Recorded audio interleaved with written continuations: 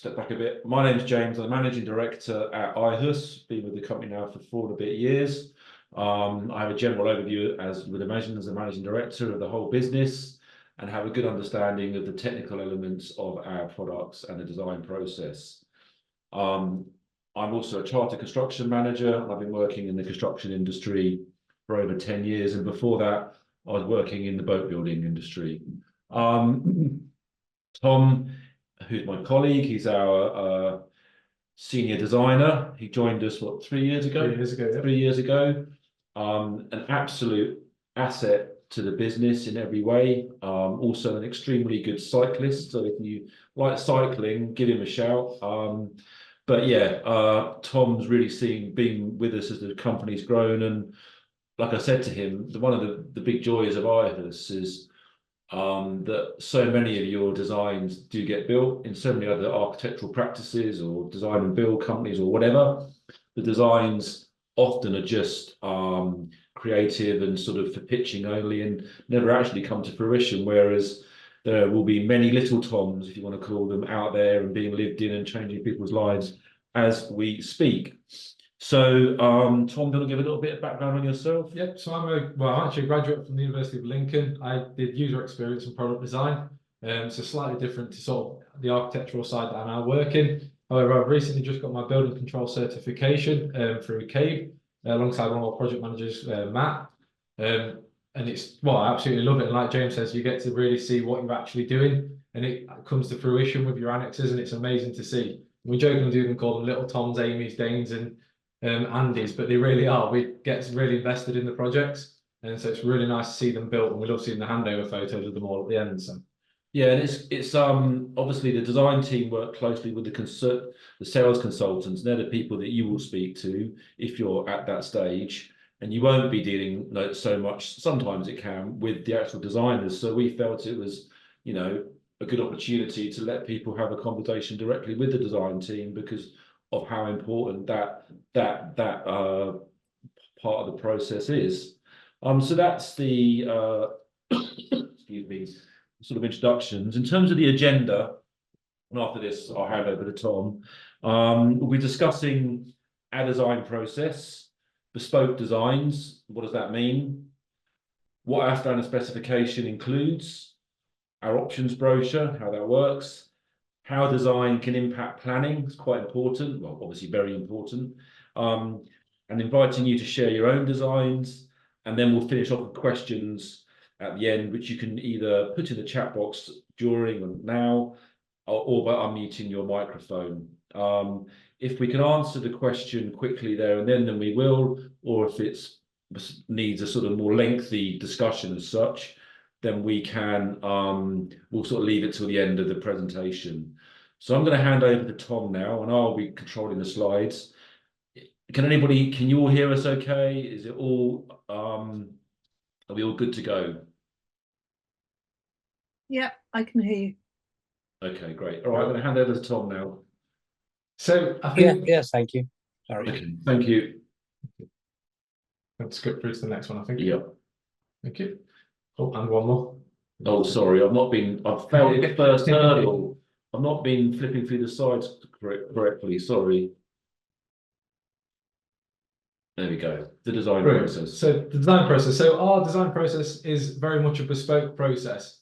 So we actually started out as a bespoke design company, pre-me by a long way, but certainly in the last 3 years. So we have 30 base models in our range, from a board flip to a wheatley. However, I think maybe one project in my entire time of being here has actually been out of the brochure within reason. Everything else has been fully bespoke, whether it's walls, windows, you name it, decking, we will bespoke it however you want. So we work very closely in our design process with the sales consultants, as James touched on. So Andy, Sean and Nigel. We take all our information through them and they speak to you. So it's a single point of contact for you guys. However, we actually get the behind the scenes information back to then turn that into a reality on the computer screen. So basically how it works is we have they go out an initial Zoom consultation. So if you're interested and you'd like to proceed, you get in touch and our sales consultants will get in touch with you, and you'll have a Zoom call similar to this, but a one-on-one situation. They'll assess your needs and what they think you require, and you tell them everything about yourselves, what if it's for yourselves or whether it might be for parents or children, what their needs are, requirements, from mobility through to just personal preference and choices on styles they like, amount of glazing, everything like that. That all then gets passed back to us in the office, which we then turn into designs. These are all done digitally, so myself and Amy, we're on what we call the sales side. So in that case, we do very creative, very visual scenes. So we create CGI, so computer generated images. They're all decorated and furnished. And what we want to do is basically present you not only just a basic footprint, but we want to present you visuals. So it's like you're sat in your annex. So you can imagine where your sofa will go, where your TV will be. And it helps you to get a sense of scale of the buildings, because on a footprint, they can look just almost scaleless. You don't really get a sense of it. However, when you see the renders, the CGIs that we put a lot of time into producing, you really get a sense of what the building will actually look like. Sorry, just Liz, can you still not see us? Can you guys not see us? Sorry. I can see you. Oh, that's Harriet, right? Yeah. Is it only Liz that can't see us? I can't see you. I've got the design process screen up, but not you, chaps. Okay, so yeah, so we should be looking at the There, I've got you there. presentation. All right, okay, fine, thank you. Okay, no worries. So yeah, so also what the consultants will do, and they're very good at, is understanding your site. So they really do get to grips with what is actually on your site. So as we'll touch on in a minute, to do planning, they'll help to pick up what's in the area to fit the vernacular of the site. But they do also take in other constraints and building control regulations and other flags and hazards we may have, such as an unlevel site, and we'll really consider all them options, which they then bring back in-house for us to work on and develop. As we've just touched on, as this next slide shows, I in iHus does stand for individuality, because everything we do is bespoke. We probably don't stress this enough on our website, but we really are a bespoke company. So we will tailor our products to what you guys need and what you want. As it says in here, we will literally adapt the core range and build something truly unique. And like I said, this applies to all areas of it. We've done some really wonderful things. The project you'll see later, Ham, which is on AskHus, that's got large metal works. It's almost elevated on stilts. So a very bespoke project, but again, that's something that we do a lot of, and we're working on remit. And it's something we all really enjoy doing, because it's really nitty gritty and very engaging. So it's really incredible to work on projects like that. The next slide. Yes, please. Thank you. There you go. So the ham job, this is what I'm on about. So this is a CGI that was done by Dane. So this is showing Sorry, before moving on, are there any questions you have about the fundamental process of the design, of taking, going from you looking at your garden, saying, or a space, and it then becoming realized? No? Okay.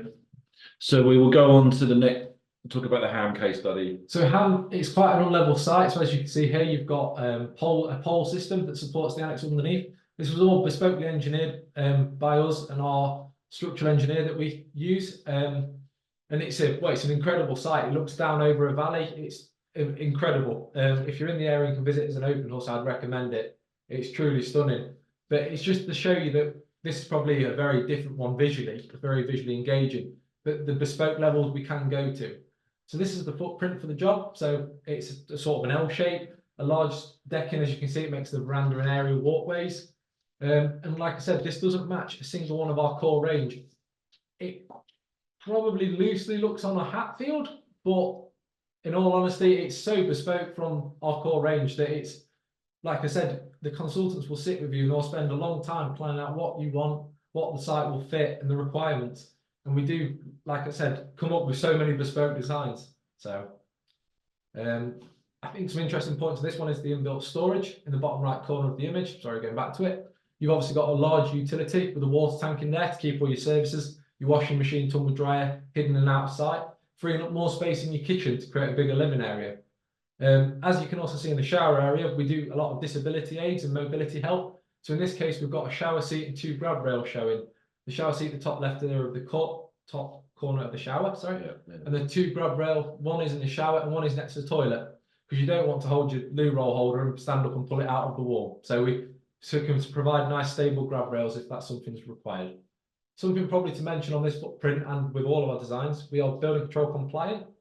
So all our buildings, a big one for us is Part M compliance, which is your accessibility.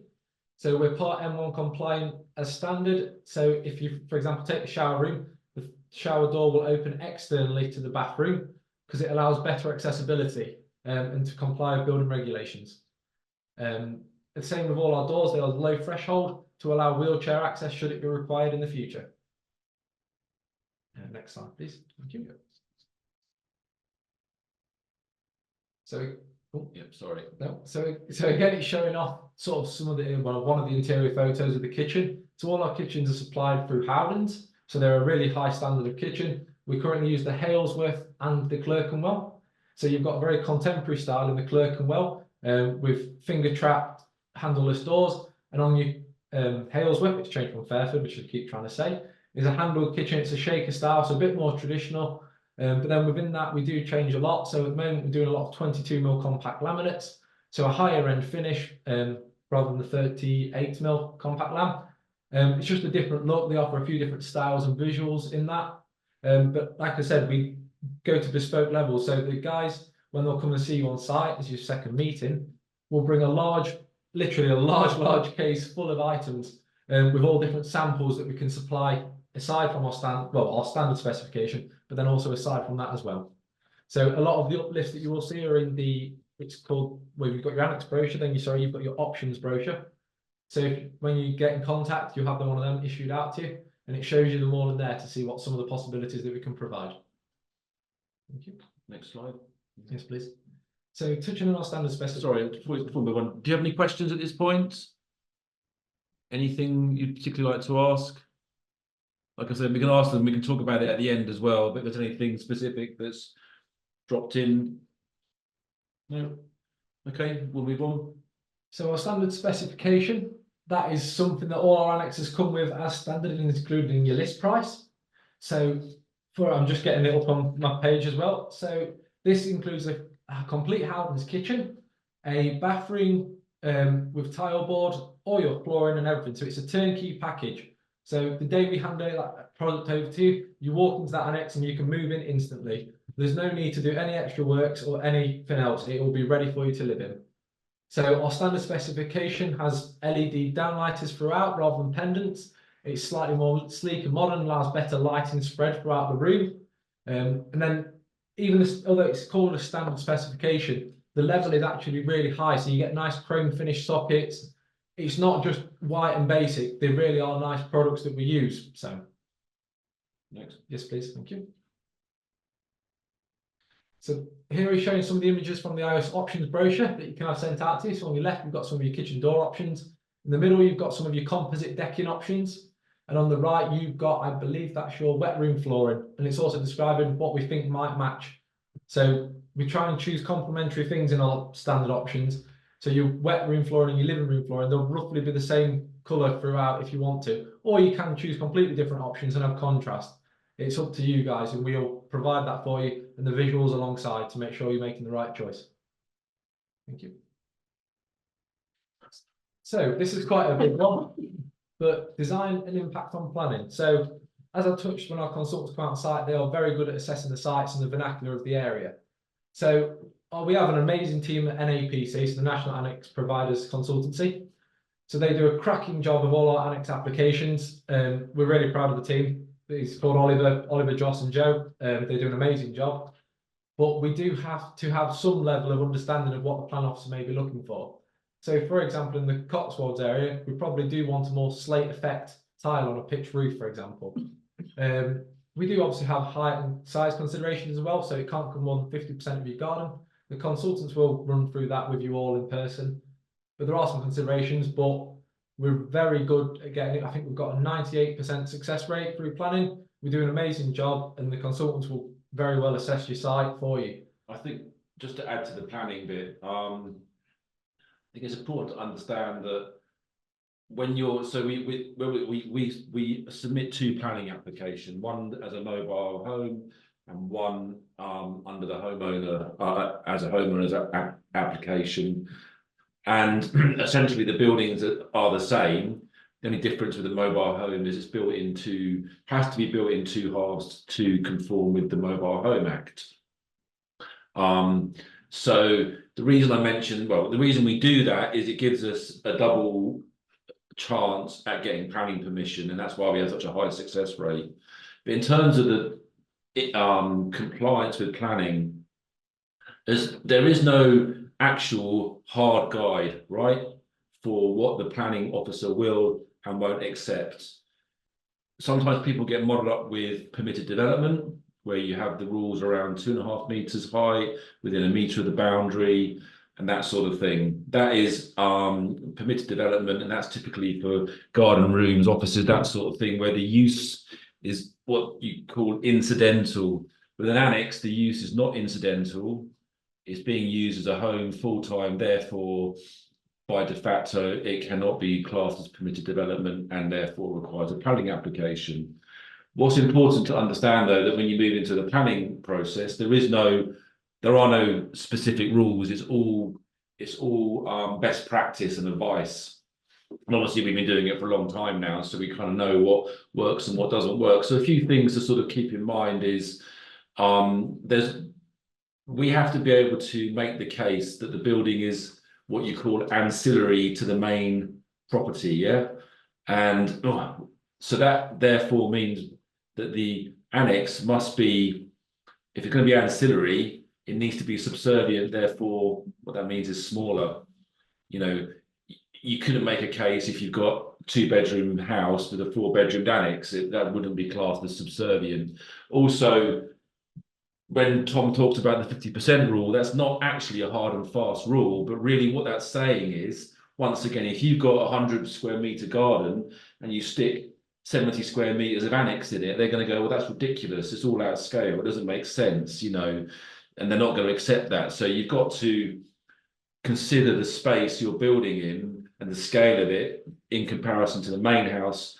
So if you're building at Windsor Castle, right, 4-bedroom annex would be absolutely, you know, teeny tiny compared to the main property, but the same annex in a suburban garden, a 3-bedroom house, you know, it's not going to look right. So those are just things, and also the further away you put it from the main house, the more the planning officer can argue, well, are you really going to walk 200 meters from the main house to the annex? Because the concept is that you're going to be using the annex in conjunction with the main house. Sort of, you're not living together, but you will be, I don't know, maybe going for dinner together, all that sort of thing. But so the further and further away you put it, less likely you're going to be doing that multi-generational living. So, like I said, there's no hard and fast rules, right, on this. So if someone's hell-bent on putting it 150 meters away and it doesn't quite seem right, and that's really what they want to achieve, and it's their absolute vision for what they want, we will do it, and we'll fight as best we can with the planner to get it across the line. However, in that situation, if they're not going to accept it, then there'll be a negotiation through the process that will start up, and then we might have to compromise with them through that. Hopefully not. But so I think really you just got to consider the scale of it, the distance away from the house, how it's going to look, and obviously if you're in designated land, so a conservation area, a site of scientific interest, green belt, that sort of thing, they're going to be a bit more rigorous about how it's going to look. So like as Tom said, in the Cotswolds, if you're in the conservation area in particular, you're going to need to consider, you know, mirroring the main house's roof pitch, for instance. The tile you're using, obviously a Cotswold stone, or and we have used replica before. Replica's better because, well, more cost effective, because a natural stone roof is very heavy, expensive, and requires a lot more engineering. And also you might like to look at some oak cladding or something like that. But that said, we don't actually have to do that very often. The majority of our builds are quite typical to around our standard specification and design.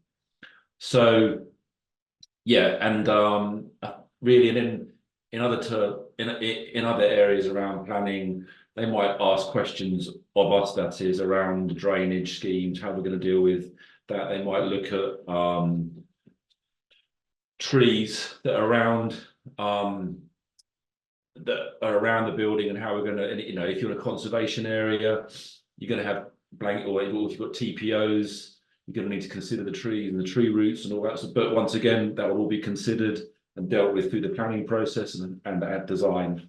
So yeah, there's a lot more we could talk about the impact on planning and how that interfaces with the design process. But I think we'll move on to the next slide. Yeah. Probably just touching on something quickly is the building control side of the design. I don't think we have a slide for it, but that's something that we also work heavily with. Myself, as I said, just recently certified with CAVE. But that's something we also need to consider in the process. Like James said, if you want to site your Annexe 100 metres away, we just have to take it in consideration. We work out the plan. But the builder control, we have a approved inspector system that we use. But they really are employed for your benefit. So although they come through us, they are your service provider, and they keep us on our toes. They make sure we're doing our correct procedures, jobs, and following all the building regulations correctly. And we work very, very closely with them, sort of almost daily phone calls and emails. So we assess the job right the way through. So that's why, as a designer from an early stage, we try and get the building control in from the very start. So then it follows through nice and smoothly, and it helps the process and helps everyone develop the product in the correct way. Yeah. So just to elaborate on that, we use a company, a commercial building control practice called Vantage Building Control. The benefit to us of that is they know us, we know them, they know how we build, they know how we design, and therefore it makes it a much slicker process. Because the traditional way of doing it would be to write to your local authority and go through the process with them. And quite often when you go through that way, they're looking at, they don't know us, we don't know them, we started from scratch almost in terms of our build methodology and how we've overcome U values and all this sort of stuff. But yeah, Tom is right. The Vantage are essentially employed on your behalf. We pay them. We deal with all the administration. It takes away the hassle for you of having to pay them their disbursements and all of that, and organise. And we organise all the visits, and we sort out the pre-compliance checks. So all the plans, the drawings are reviewed desktop-wise before, and then by then any issues we sort them out before we start the build. And then we organise the visits and then any follow-up from their inspections. So yeah, they are there. You're their client really. We just deal with the admin side of it. But it is an important part of the process to ensure, you know, a smooth and easy build, and of course to ensure that you comply with the building regs. And if you're interested in what part of the regs we have to comply with as such, or how they view us within the building control world. So because it's an annex, right, and it's from a planning designation, it's viewed as an extension of the main property, right? It's just not physically joined. It's joined through the services, but you don't have a wall joining it. It's separate.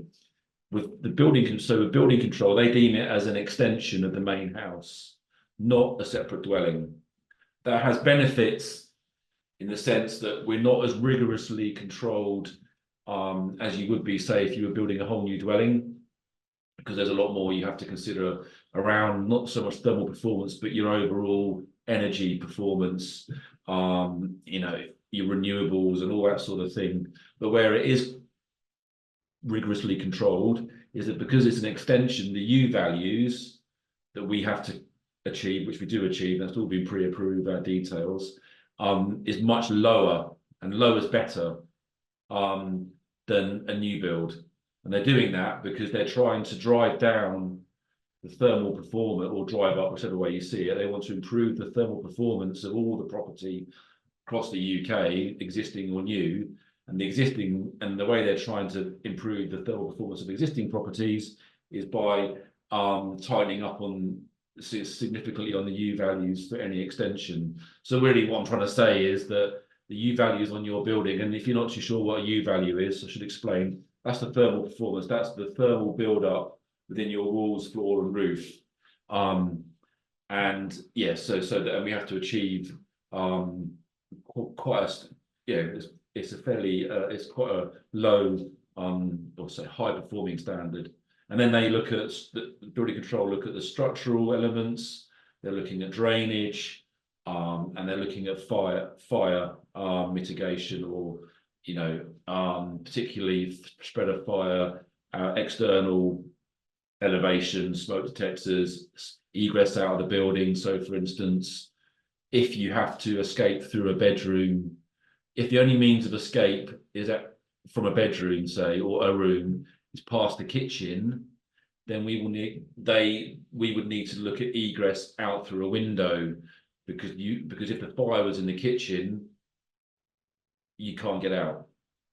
So although it's a small building, I always think of them like a little Rubik's cube. There's lots of little things you're just going to get right, and when you get it all right, it all clicks into place.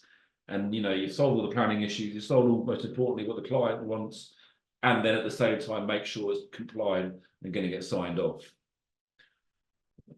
Yeah, no, cracking job on that. Sorry, I get heavily involved in the technical side of things, so I have a fair high level, and I less get involved in the creative and the aesthetic side of things, but more so in the compliance. So we're nearing the end of the presentation. I know it's been quite quick.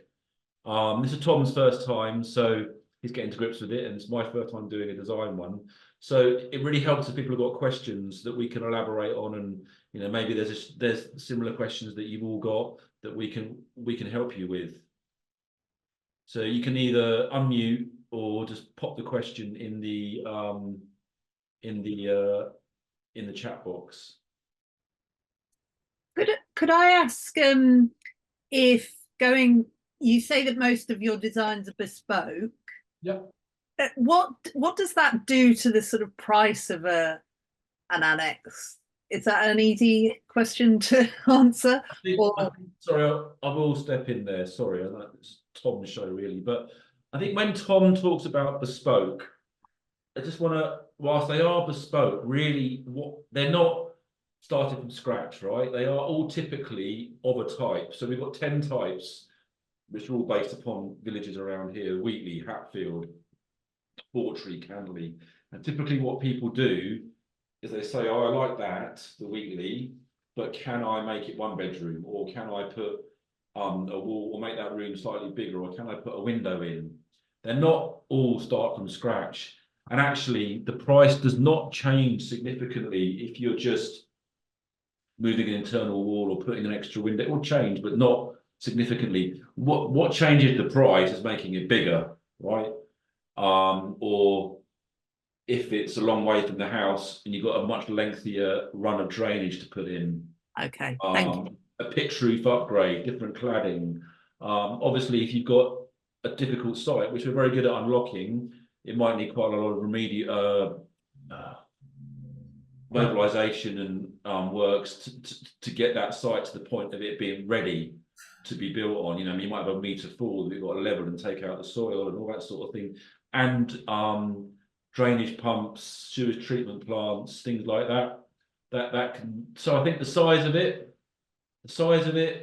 enabling works for the ground, that is, and then drainage and services. 10 metres is included, and if it's a gravity, and if we've got enough fall into the drain naturally, then we don't need to put pumps in and things like that. And also, so I'll be quiet in a minute. The sewage treat, and also say it's really boring, this stuff, but it's really important. Okay, so treatment plants, right? If you've got an existing property with a sewage treatment plant or a septic tank, basically, and I forget the exact date, but if it was installed before 2015, I think is the date, there's a very high chance that tank will not be compliant. Okay, so the way they regulate that is they put it onto us as the contractor, the builder, to get that tank either one compliant, or if it's going to be too complicated and too expensive to make the tank compliant, because you might have to put a drainage field in, and then you've got environmental licenses and all of that stuff, then we would recommend you just put a new sewage treatment plant in that we know is compliant, because it's being specified that way. And that, so for instance, a sewage treatment plant might be about 6,000 quid. Okay, thank you. I don't know, but yeah. So I think probably what James has explained, but we use the list price in the annexes for the standard specification. There is choices within that, which are shown in the option brochure. But as the option brochure will show, some things do have a price increase and uplift cost. But the consultant through the whole process will inform you of that. Before you go to a contract, we do multiple quotes. So you'll get new visualizations, new things, and there's always a price list attached to it. So there's no hidden cost, no surprise. It's all up front. We'll show you as much as we can. For example, that Ham job, they had engineering works. That was all costed prior to proceeding, because it allows us to then let you guys know, obviously, what we're going to proceed with. So yeah. Yeah, I think, you know, there is a lot of work that has to be done up front, but I'm a massive believer in the more work you do up front, the less surprises you're going to have further down the line. You know, if you've got a nice, if you're in a suburban garden, yeah, the planning might be a bit more tricky, but you've got a nice, I don't know, 70-metre garden, nice flat site, clearly defined boundaries. You've got the drain running across the back of the house and a nice deep drain.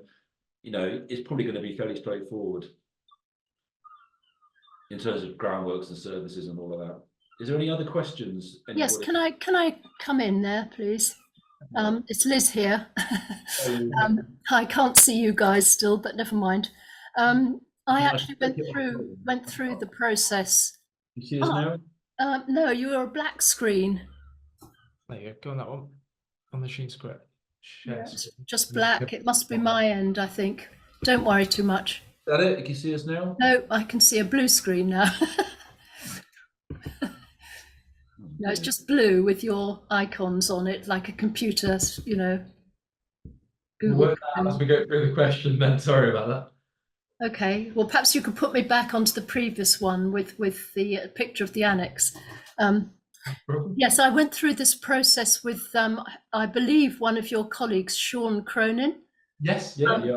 A couple of years back, and we got a long way along, but he was working for a different company then, I think, called Contemporary Log Living.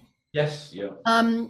And we were at that time, there were two of us. That things have changed now, and I'm looking for just myself. So it's been a bit of a tough time. But when you say bespoke, we were going along the lines of having vertical boarding and all sorts of extra bits, underfloor heating, and you know, this sort of thing. Do you still do that sort of?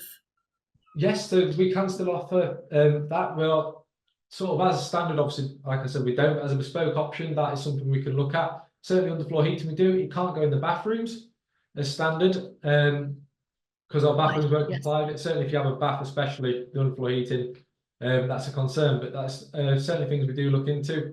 Okay. So yeah, we convert, talking about the cladding, yes, we can vertically clad, no problem. And do you use wood sometimes? Do you real live wood? Natural? Yeah. Well, treated oak we use, yeah. And I think there is cedar still in the options brochure, is there? Is it? I haven't looked through it recently. I'm a couple of years out of date on everything now, of course. Yeah, it's typically untreated oak or Right. the Marley cedral cladding. Yeah. And then we do soffits and fascias, certainly in untreated oak to match as well. So you don't have a UPVC soffit and fascia, you'd have an untreated oak one to match. Okay, thank you. Anything else from anybody, technical or aesthetic, or any questions?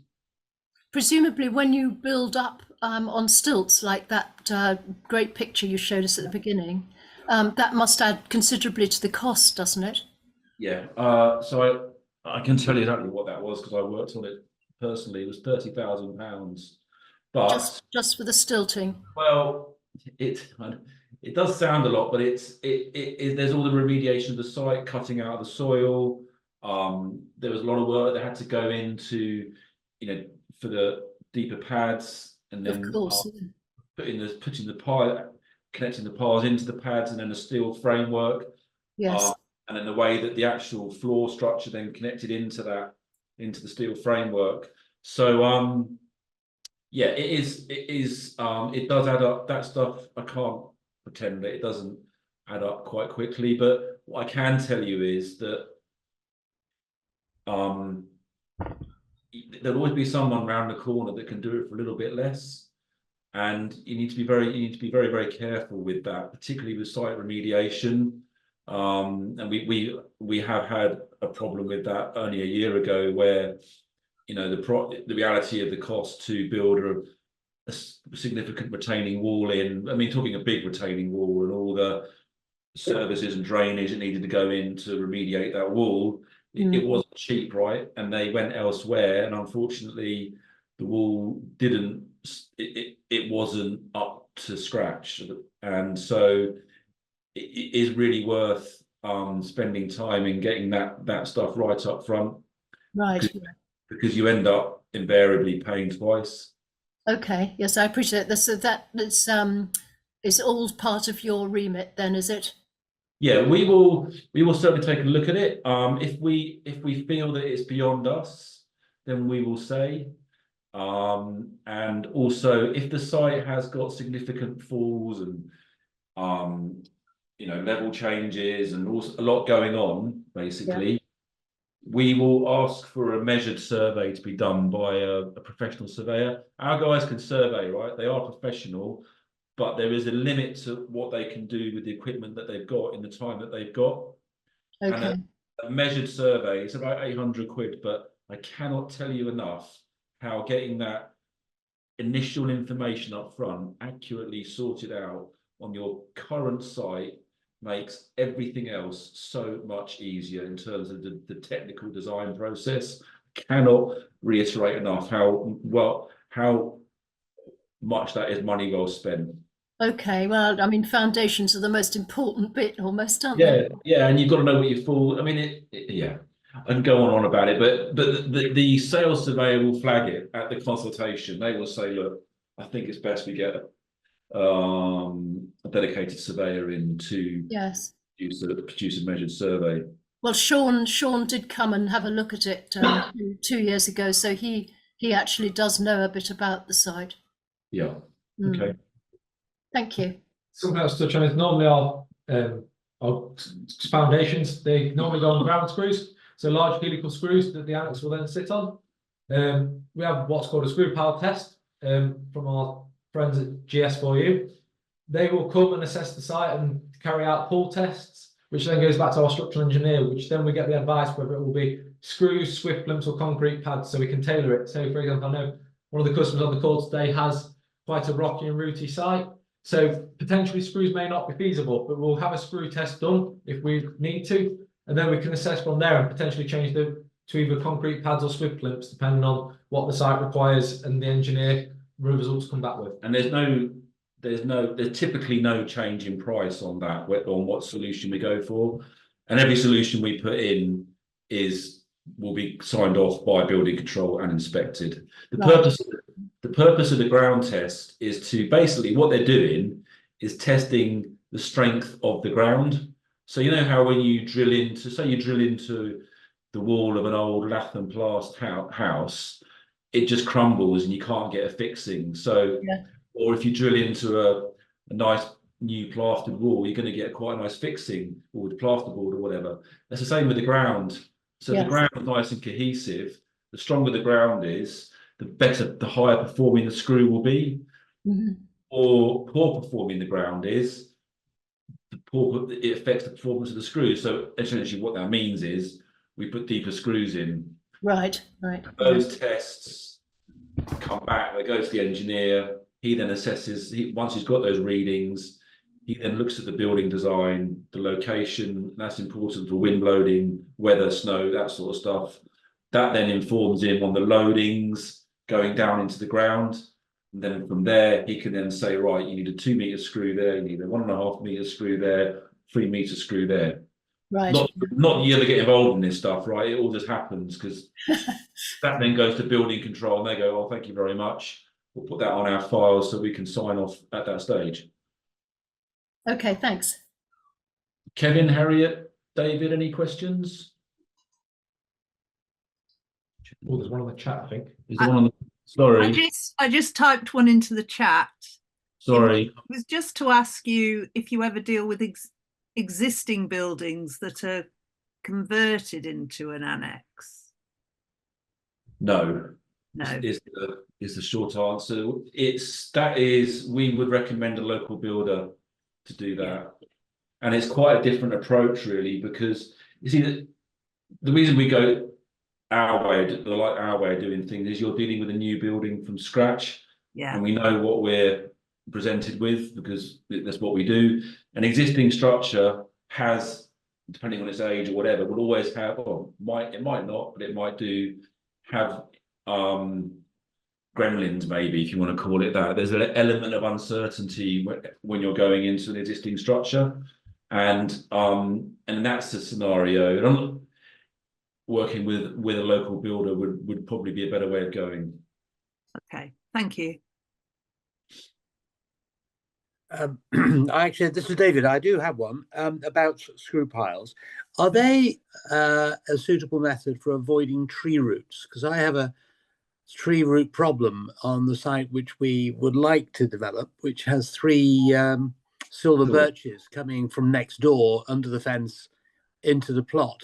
And the tree surveyor who came initially sort of warned that that would not be acceptable to planning because they'd have to dig the trench and cut through the roots. Do screw piles avoid that? Screw piles are a preferred method for the arboriculturists, because the argument is that the screw pile the root can mold itself around the screw pile. So we've got one going up soonish, I think next month. We've had that exact problem. We can't put pads in, anyway, not that we needed to, but they were happy with the screw pile method. And whenever if anybody ever says, "Oh, planning aren't going to accept that," I don't believe that. Typically, until you get into the process and you're doing your due diligence, you just don't know what they're going to or what they're not going to accept. And as long as we've done our, if there is a situation where you've got a tree issue or an arboricultural issue or an archaeological issue, whatever it may be, as long as we've done the survey, which they'll ask for, and then we mitigated it and put in a method statement and show how we're going to deal with it, they'll be okay. So, for instance, with the one that we're doing next month, one of the conditions that they put in around the roots is that we have to have a waiting arboriculturalist or something. Yeah. So somebody that will basically get paid to stand there for the day, looking in a hole to see if we're being careful with the roots. I mean, it's ridiculous, but that's what we've got to do, right? Just to keep them sweet. But and we've had that before with archaeological situations. I mean, they found nothing, but it's just in an area that is of interest. So there is normally always, well, I say normally, I could do it to myself. I've never not known a situation that we haven't been able to resolve. Put it that way.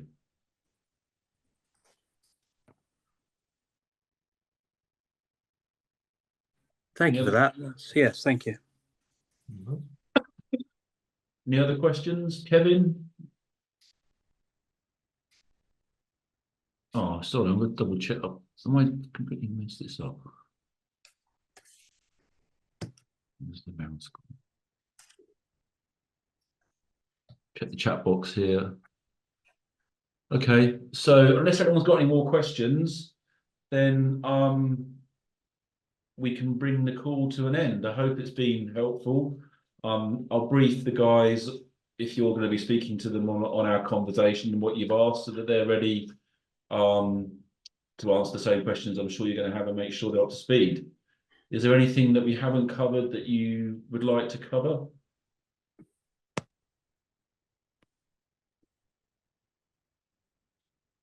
Nothing from me. Thank you very much. Okay, No, I'm fine as well. Thank you very much indeed. thank you very much. Okay.